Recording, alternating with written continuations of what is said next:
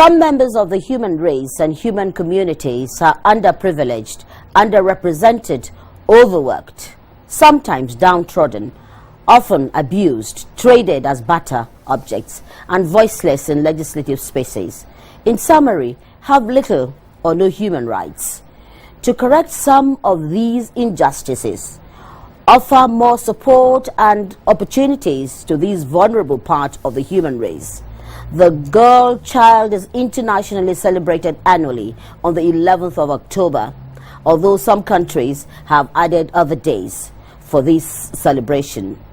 This same reason, the Girl Child Summit holds at the United Nations headquarters every year with the aim to bring together organizations that serve girls to further the advancement of their human rights. The girl child is a female under 18 years of age. Why again is the girl child considered so special? Now, the theme for this year is Skilled Girls Force. Now, this calls for celebration, and it underscores the importance of skills. It also aims at the empowerment of this group of human beings who, as women, are tremendously endowed but are underproductive because they were hitherto not empowered to contribute their full potentials, significant capabilities and competencies to human development. Now, moving forward, there is a school of thought that says there is the need for women to acquire more level of skills beyond formal education, which they can use to empower themselves. This will translate to some measure of financial and economic independence and guarantee quality of life for women and, of course, their children. And so today, that's the bridge we intend to build on this edition of Bridges, which is dedicated to the girl child, particularly the most vulnerable, wherever they are in Nigeria and, of course, Africa, and wherever you're watching us. So, welcome to Bridges. I'm Mojima Konjola, and we are building a sustainable society that will move us forward and accelerate development. Quickly, I have here two women who have dedicated their lives to improve the lives of the girl child. First, I'll come to my friend and sister, Dr. Miro Mandara. It's good to have you in the country and have you back. She, as it is, she's a founder and of this NGO called, quickly, let me look at it now. It's called Chairman and Founder of Girl Child Concern. And this has been on for how many years now, ma'am? It's been on for nearly 19 years. 19 years. Yes. And I tell you, viewers, they're doing tremendously well. I'd like to introduce again Irene Uba, who is leading a foundation called Crestville Development. You're also welcome, and she's quite interested in girl education and empowerment. Thank you very much. And looking away from the mommy and the auntie, we have here our tomorrow and our today, as it were. Girls, some have traveled all the way from Kaduna to be on Bridges, and some are resident here in Abuja. Should I say ladies, you're all welcome on Bridges. Thank you for coming. Right, so quickly, auntie, now 19 years back you had to do this. Why did you have to do it? And do you agree with my introduction that we still have girls who are underprivileged and, you know, who still suffer the vulnerabilities that we mentioned earlier? Absolutely, Moji. We started this 19 years ago because we realized that we're who we are because of the privilege we've had because of education. Nothing more, nothing less. So we saw a group of us, two women, actually, myself and Haji Abdulkisi Yusuf, and a gentleman, her soul rest in peace, came together and said that we're very, very privileged to have had an education and to be who we are. And therefore, the only gift, or the most important gift we can give back to our communities, is to ensure that every single girl we come across becomes like us.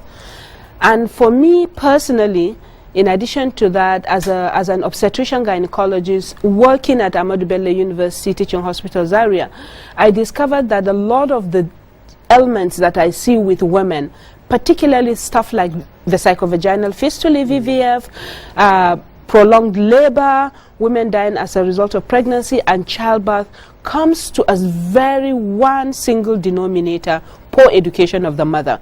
once the mother is educated, all these things she takes care of. She makes sure her children are immunized. She makes sure she goes for antenatal.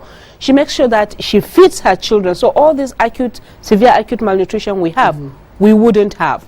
So for me, I just thought that while we treat one patient at a time, addressing the root cause of the problems we have lies in educating a girl.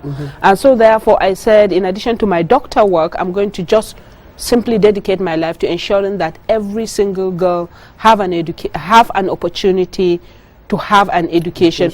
Because actually, what is life without education? Absolutely no life. Yes, I'm excited because I know that this last end of school, you were able to graduate a lot of your students. Well, you call them your children, about 100, really. Yeah, we did this year graduated 75 girls. Wow. Having been with us and completed secondary school, and happily all of them passed their WAEC, they passed their NECO, and they passed their JAM. Now 50% 50 of those girls are actually the first set of escaped Chibok girls. Wow. That we had in hiding.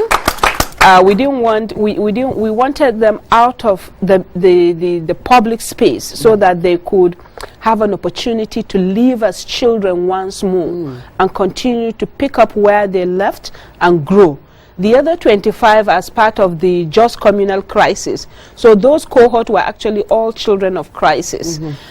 Those were the ones whose houses were burned. Some of the brothers were also killed, and we took them and put them back to school. Luckily, they picked up their childhood and continued to work.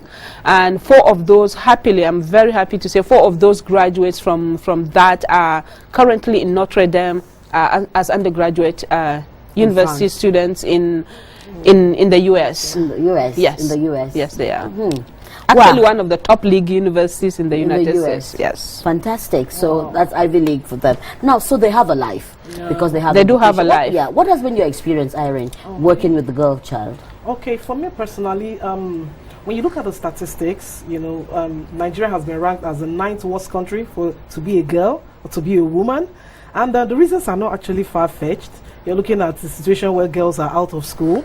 You're looking at a situation where even when girls are in school, they don't transit to junior secondary school. And then you're also looking at a situation where even the girls in school stay away during their periods because they do not have sanitary pads. I mean, when a term is like 3 months, 4 months, and every month you must, I mean, menstruation is a normal thing. You must have it every month. You're looking at all those situations. And then for me, as a child growing up, at some point my education was truncated.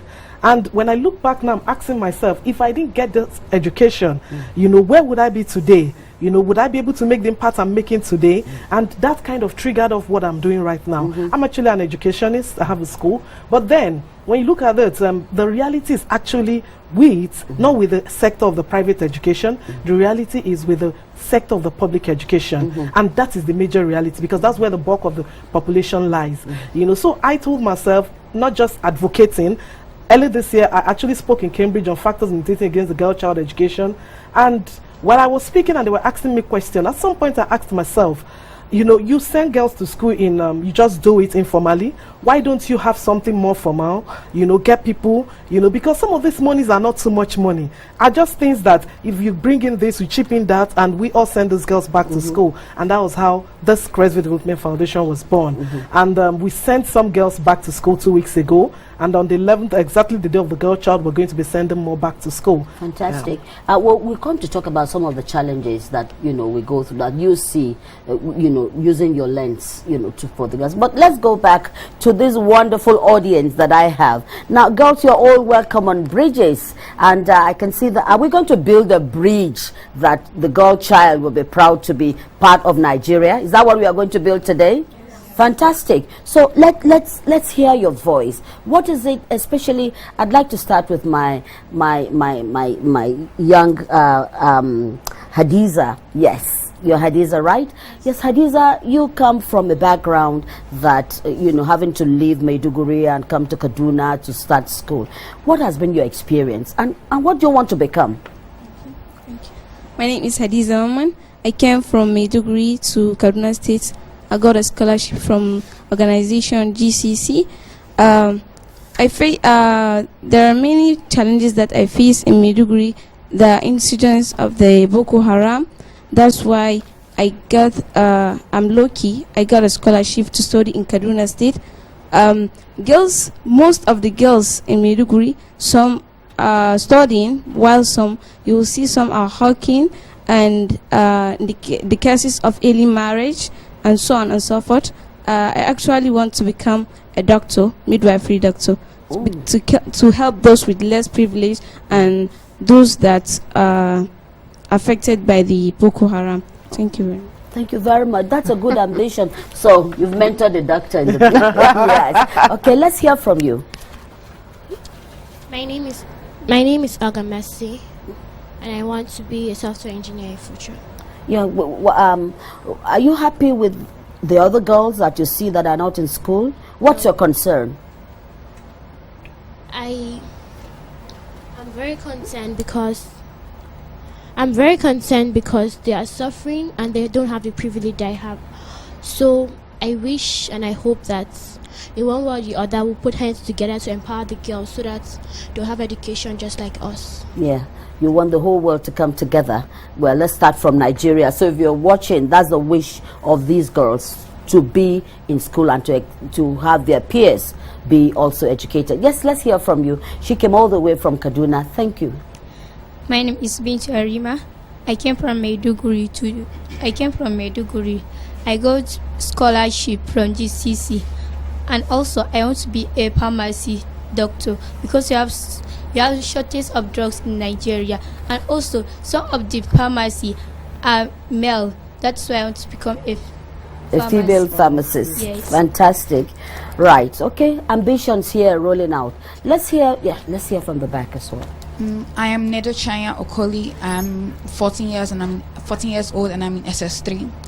I want to become a medical doctor because I believe it's the kind of job that will create opportunities to other people. I believe of empowering other people.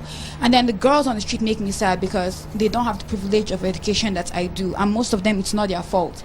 It's because of poverty or because of maybe religion, they marry too early, or several occurrences like that. And I feel sad that other girls are not allowed to have education. And also in some families the boys have education while the girls don't, because they believe that girls don't need education, which is so untrue. Because as girls, we need to have education so we can further ourselves. We can become something on our own without having to depend on our fathers or brothers or our husbands. Thank you. That's a good one. No. Yes. Well, I need to have a special introduction for her, and I just want you to let us share, share a bit of your world so that it will encourage people out there. Yes. Okay, my name is Aisha Abdullah Indanusa, and I am a staff of Girl Child Concerns. I came as a supervisor for 2 girls, and then I'm also a student, a beneficiary of Girl Child Concerns. So what I do in Girl Child Concerns is I'm a mentor. I mentor these girls, but through that I was also inspired, and then I spoke to my head, and I told her that if I could get a scholarship to go back to school, that would be amazing, because the feeling of getting an education is something else. It's overwhelming. So I want that experience again, to go back and get my master's degree. And what we do as mentors in Girl Child Concerns is we empower girls through a curriculum. We teach them life skills. We teach them reproductive health, sexual reproductive health and its rights, so that they get empowered themselves. And when they later go back home, because as they told you, they came far away from Maiduguri. So when they go back, we want them to have something that they can give back to their communities as well. Yeah. Well, what challenges do you see that young girls have in acquiring education? Is it just poverty, or somebody says, talking about religion and maybe tradition? What would you want? What kind of environment would you think would be conducive for girl child to enjoy education? An environment where girls are welcome everywhere they go, not just the men, because these harmful beliefs that we have, especially in the north, that the boys or the guys are the ones that should have all the privileges because they head the family, but that's not true. when a girl is educated, everything is it becomes less stressful, even for the guys. So when you educate the woman, she knows how to take care of herself when she's pregnant. She knows how to when she's about to give birth. Child nutrition is not going to be an option when she's about to give birth. So it's less. Yes. So we all agree here that it's important for the girl child to get educated. Yes. Well, what of those that are unfortunate? You know, they don't have the formal education. Yes. Can they acquire skills, you know, which they can use to empower themselves? Yes. What's your feeling with this? Yes, they can acquire skills. They can have life skills to prompt their ways of life. You don't really have to. Going to school is a plus because you learn literacy, numeracy, and other things. But life skills is more. It's more important than anything because it teaches you how to lead your life as a whole. Your children, your husband, your own family, Your father, society, your community in general. Thank you. Right. Yes. My name is Ada Kujike and I want to become a medical doctor. The female should be educated because if they're educated, they'll be able to, you know, help their society. Because there's an African proverb which says, educate a boy and educate only one person. But if you educate a girl, you educate both the family and a nation. Yeah. So if females are educated, then they'll be able to liberate their world and be able to liberate their nation. Thank you. So we have Auntie here who is also a mentor. Now, what would you advocate? We are looking at skills for the girl child. We're looking at an environment where if you have more women educated, we say it will make Nigeria greater and better. Of course. You agree with this? Of course. Okay, so let's share your experience. I am Anyasi Benita. I'm a teacher and also a mentor to these young ladies. I would really advocate skill acquisition for these girls. I don't know, you see so many girls on the street. You see so many girls, even when most of them are less privileged. I don't know if there is a way we all can put the hands must be on deck.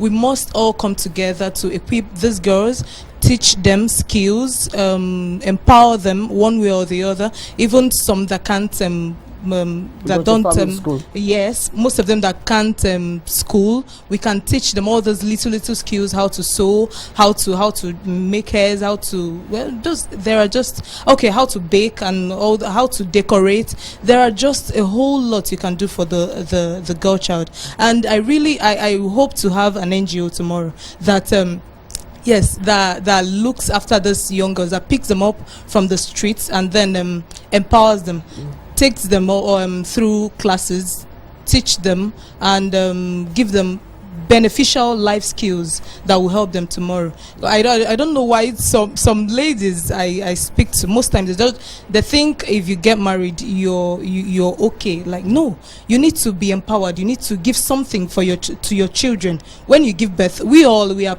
potential mothers, and I hope that you don't be a dummy mommy tomorrow. We ought to equip ourselves very well, and so we can train a nation, so we can have a better tomorrow in Nigeria. Thank you very much. Thank you. Yes, let's hear from you. My name is Marinike Oke. I want to be a robotics engineer when I grow up. Fantastic. Good. And the girl child, she has to be educated, because if a girl child is not properly educated, when she marries, when she has children, she will not know how to take care of her children. And in some schools, when a girl tells you, like maybe for example like me, I wanted to become a forensic chemist before, and some people are telling me, you're a girl, what can you do being a forensic chemist? Because people that deal with crime, they are mostly males, and we risk ourselves. And I'm like, if I'm properly educated about what I want to be, I'll be able to do better than the boys that are forensic chemists. So a girl needs to be educated so as to know what to do in life, and when situations come to her, she'll know how to solve it, and when she has opportunities, she'll know how to handle them. Yeah, I just want to bring us back to the theme, which is it says that skilled girl force. So beyond education, we should be skilled. Yeah, because we find out, because we find out that a lot of us, all we depend on is well, even after education, it's getting an office job. And that's not selling anymore. No, it's not. I mean, we don't have enough vacancies that will take, for example, everyone here is a graduate. We don't, I mean, NTA here cannot absorb them. So let's speak to skills.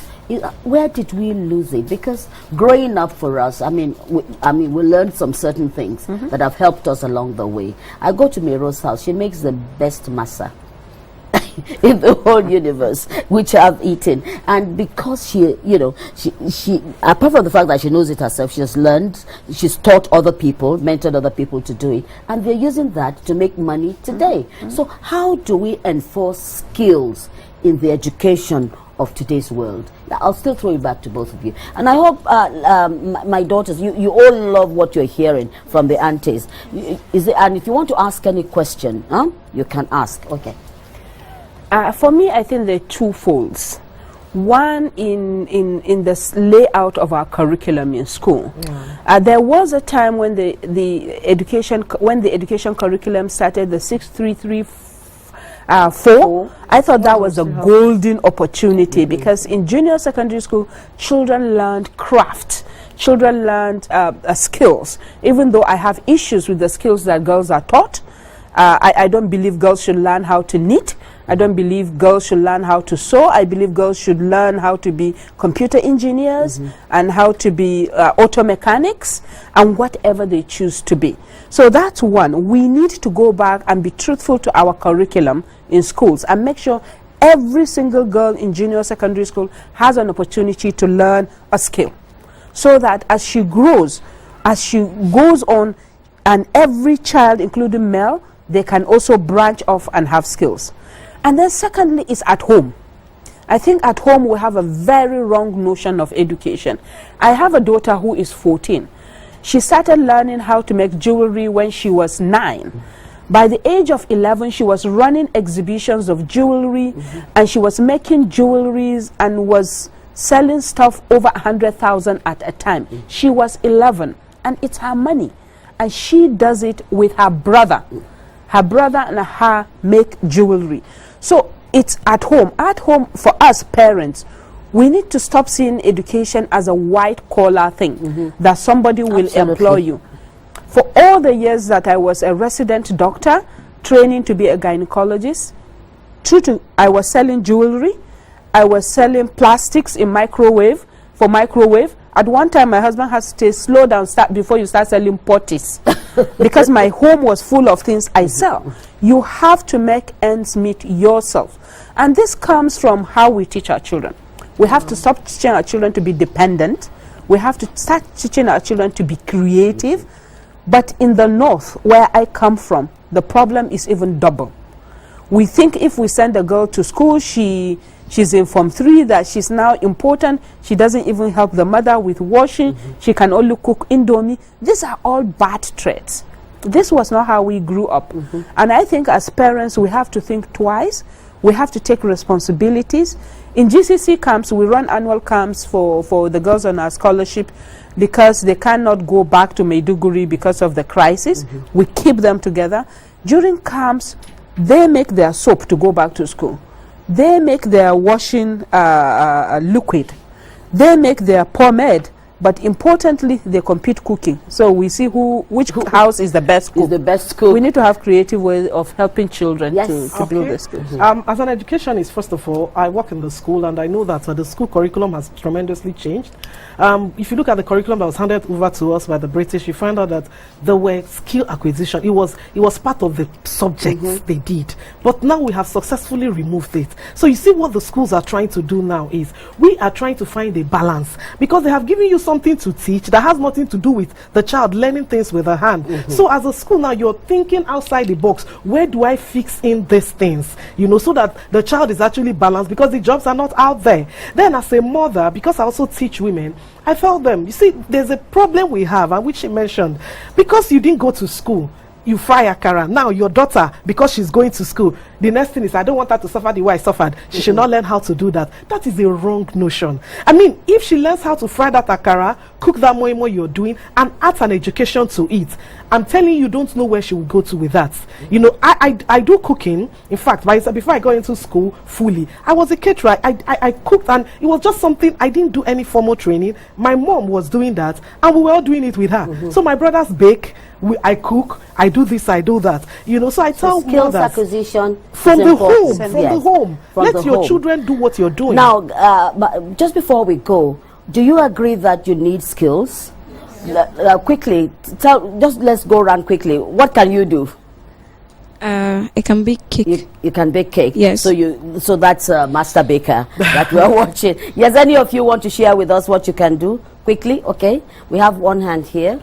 Yes. Okay, I bake and I make beads too. Okay, you make beads too. Yes. Let's hear from you. I can cook, bake, and make jewelries. Oh, and make jewelries. Well, okay, I might have to start patronizing some of you, because if I buy it tonight, like my daughter. Yes, I'm quickly. into packaging. I package products. You package products. Yeah, I personally package kuli kuli. These local snack.